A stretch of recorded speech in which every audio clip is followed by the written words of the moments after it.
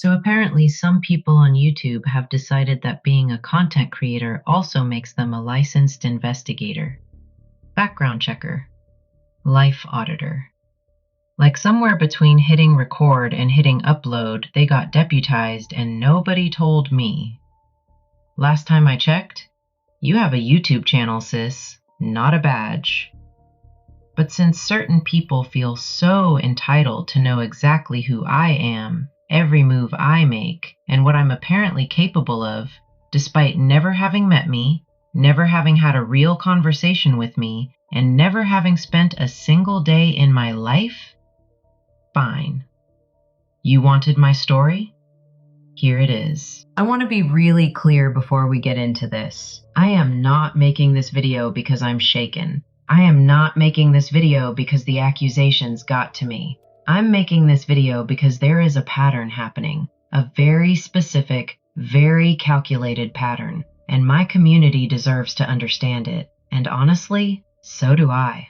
Because when Nonsense on the Web and others started coming at me, accusing me of things I didn't do, things I never thought about doing, things that are frankly laughable if you know anything about my actual life, my first reaction wasn't anger. It was recognition. I had felt this before, in different rooms, with different faces. And that's when I started doing some digging, not into them, but into myself, into why this felt so familiar.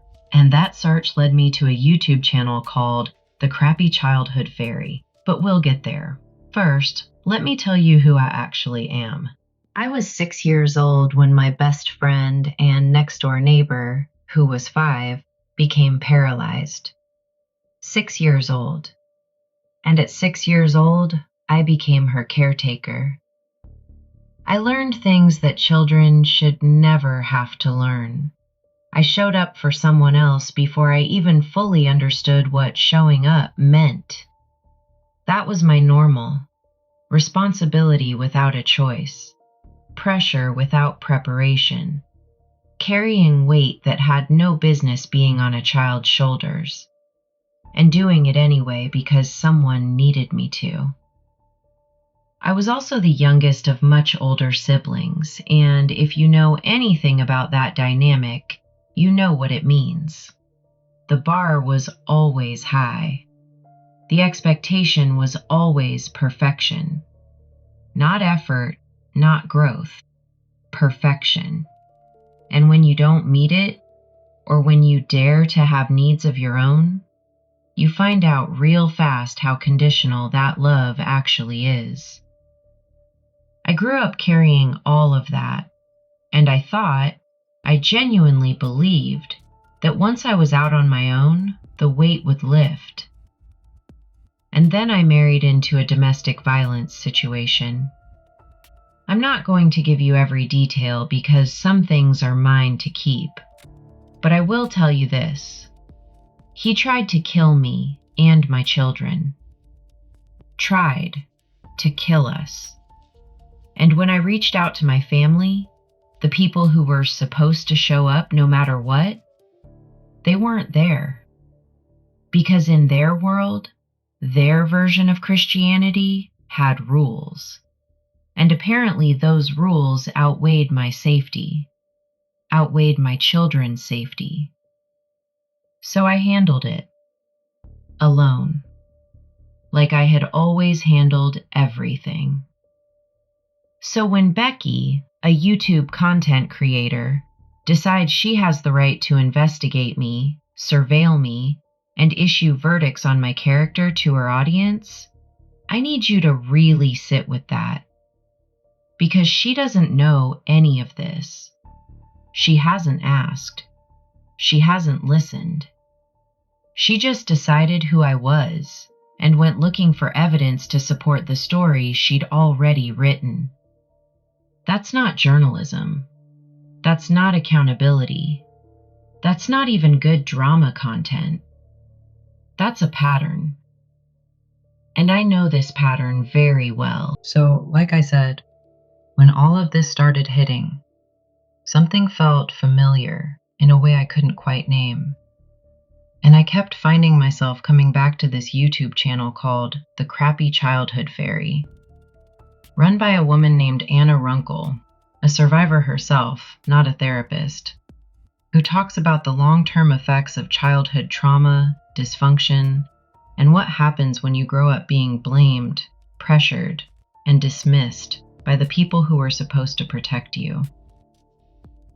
And y'all, it was like she was reading my journal. One of the core things Anna talks about is something called the scapegoat dynamic. And I want to break this down because it is not just a family phenomenon. It shows up in friend groups, in workplaces, in online communities, in creator spaces. Here's how it works. There is usually one person in a dysfunctional group who is the most aware, the most honest, the one who sees what's actually going on and either says something or simply exists in a way that makes everyone else uncomfortable. And because that person's presence threatens the group's carefully managed version of reality, they become the target. Not because they did anything wrong, because they're inconvenient. Anna has a video called "They Rewrote the Story to Make You the Bad Guy." And if you have been watching the narrative that Nonsense on the Web and certain others have tried to build around me, you already understand why that title stopped me cold. She also has one called "Their Life is a Mess and They Blame You," which is about what happens when people who are carrying their own unresolved chaos, their own dysfunction, their own mess, redirect that energy outward instead of inward. And whoever is most visible, most vocal, or most threatening to their sense of control becomes the one they point at. Again, not a therapist, not a detective, not the FBI. Just a YouTube creator with a grudge and a ring light. Let me be direct. The things I have been accused of, I did not do them. I have not done them. I would not do them. And I say that not defensively, but with the full confidence of someone who has had to know herself deeply just to survive her own life. I have been a caretaker since I was 6.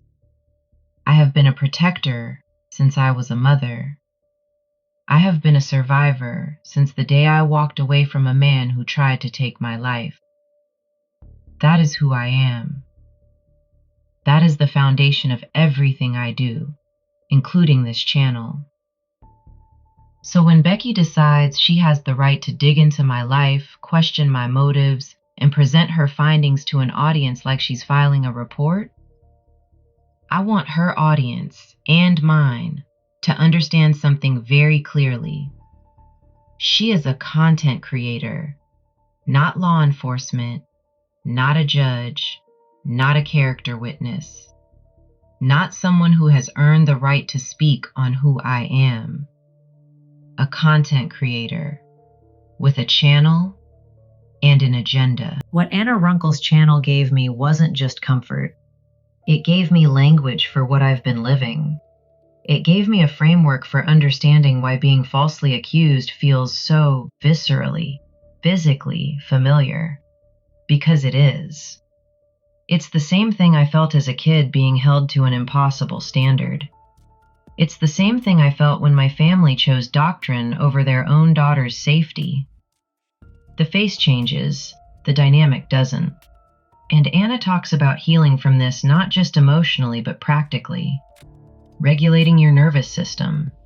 Recognizing the patterns before they swallow you. Understanding that being scapegoated, in any environment, is not a reflection of your character. It is a reflection of the dysfunction surrounding you. That is what I want my community to take from this. I am a survivor. I have been one my entire life. Long before any of this drama. Long before any YouTube channel. Long before Nonsense on the Web ever typed my name. I survived a childhood that asked too much of me too soon. I survived a family that chose rules over their own. I survived a man who tried to make sure I didn't survive at all. And I built something from all of that. This community, this channel, This version of myself that I am genuinely proud of. So no, Becky does not get to define me. Certain people with cameras and commentary do not get to rewrite my story. They don't have the range. And frankly, they don't have the receipts.